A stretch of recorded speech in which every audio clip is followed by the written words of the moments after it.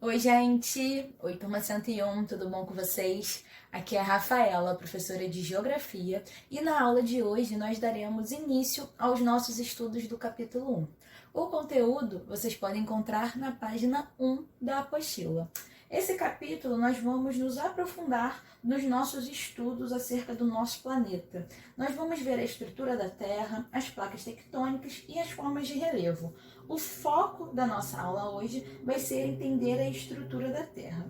Nosso ponto de partida é entender que o formato da Terra, a forma do nosso planeta, não é como a gente costuma comumente falar. A gente costuma falar que ela é esférica, né? Ah, a Terra é uma esfera. Mas não é bem assim, tá, galera? Na verdade, a Terra é um geoide. Por quê? Porque ela é basicamente esférica, né? Mas ela é achatada nos polos. Ela não é uma esfera perfeita. E o nome dessa forma, que é essa esfera com os polos achatados, se dá o nome de geoide. Certo? Durante muito tempo, né, a humanidade ela acreditou que a Terra fosse uma estrutura maciça, certo? Como se fosse uma coisa sólida.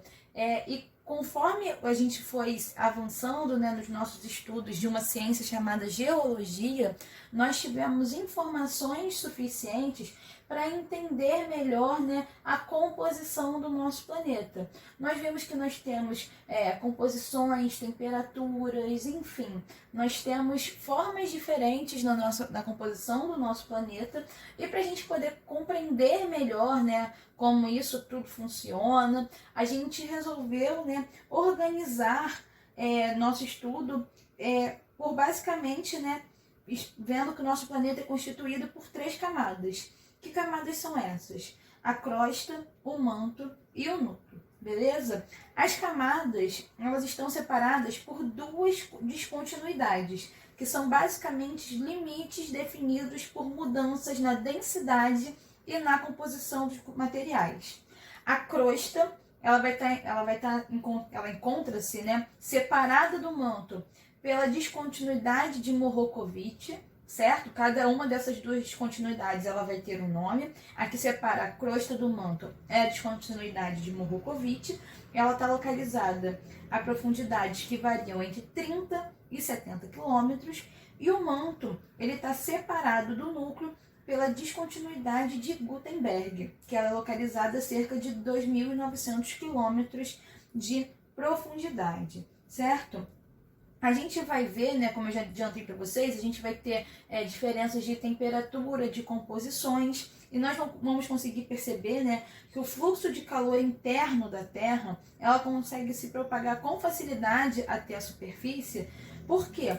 Por causa exatamente dessa dinâmica da estrutura da Terra. Então vamos lá. A primeira camada que nós vamos ver é a crosta terrestre, certo? A crosta é a camada superficial sólida que envolve a Terra, beleza? Gente, gravem essa informação com muito carinho, beleza? Porque ela é fundamental, tá bom? Em alguns lugares ela chega a atingir 90 quilômetros, mas geralmente ela se estende por aproximadamente 30 quilômetros de profundidade, certo? A gente vai ver que a estrutura da crosta terrestre ela é subdividida em 2 camadas, certo? A gente pode chamar a crosta continental ou superior, beleza? E é nessa primeira camada, né, na crosta superior, que a gente vai abrigar as formas de relevo, e todas as atividades humanas são realizadas sobre a superfície terrestre. Estão aqui na crosta continental ou superior, e ela possui uma espessura de cerca de 20 a 70 quilômetros. E nós também temos a crosta oceânica ou inferior, certo? Que possui uma espessura de 7 a 10 quilômetros. A crosta oceânica, ela é mais densa do que a crosta continental, tá? Beleza, tá, gente? Além disso, a gente vai ver que elas têm diferenças na composição química entre elas, tá bom? Como eu falei anteriormente, o fluxo do calor interno na Terra, ele consegue se propagar com facilidade até a superfície, porque a crosta terrestre, né, ela é pouco espessa e ela é fragmentada em vastas placas rochosas em movimento. Essas placas rochosas em movimento, a gente dá o nome de placas tectônicas. Mas isso é spoiler dos assuntos que nós vamos trabalhar um pouquinho mais na frente. Nós vamos nos aprofundar no estudo das placas tectônicas ainda, beleza? Depois a gente fala do manto terrestre. O manto é a camada viscosa logo abaixo da crosta, tá bom, gente? Ela é a mais extensa das camadas da Terra, tá? É importante que a gente também tenha essa informação na nossa cabeça. E ela se estende desde cerca de 30 quilômetros até 2.900 quilômetros de profundidade, aproximadamente, quando a gente tem ali o limite com o núcleo, beleza? Esse manto terrestre, ele é basicamente formado de vários tipos de rocha, que quando encontram, né, as altas temperaturas, vão acabar o quê? Encontrando-se num estado que mistura materiais fundidos e sólidos, e esse material recebe o nome de magma, que eu tenho certeza que vocês já ouviram falar também em algum momento. O manto terrestre também é subdividido em duas camadas. A gente vai ter o manto superior, que fica uma profundidade média de 10 km sob a crosta oceânica e de 30 a 100 km sob a crosta continental. Esse manto superior, ele vai ter temperaturas de 100 graus Celsius perto da crosta, certo? A outra subdivisão é o manto inferior. Ele fica logo abaixo do manto superior, com cerca ali de 650 a 2.900 km de profundidade, tá? Esse manto inferior, ele tem temperaturas que variam de 1.000 graus Celsius a 3.000 graus Celsius. Ou seja, galera, o que a gente já consegue concluir dessas informações? Que quanto mais profundo a gente está, quanto mais a gente vai em direção ao núcleo, maiores são as temperaturas dentro da Terra, tá?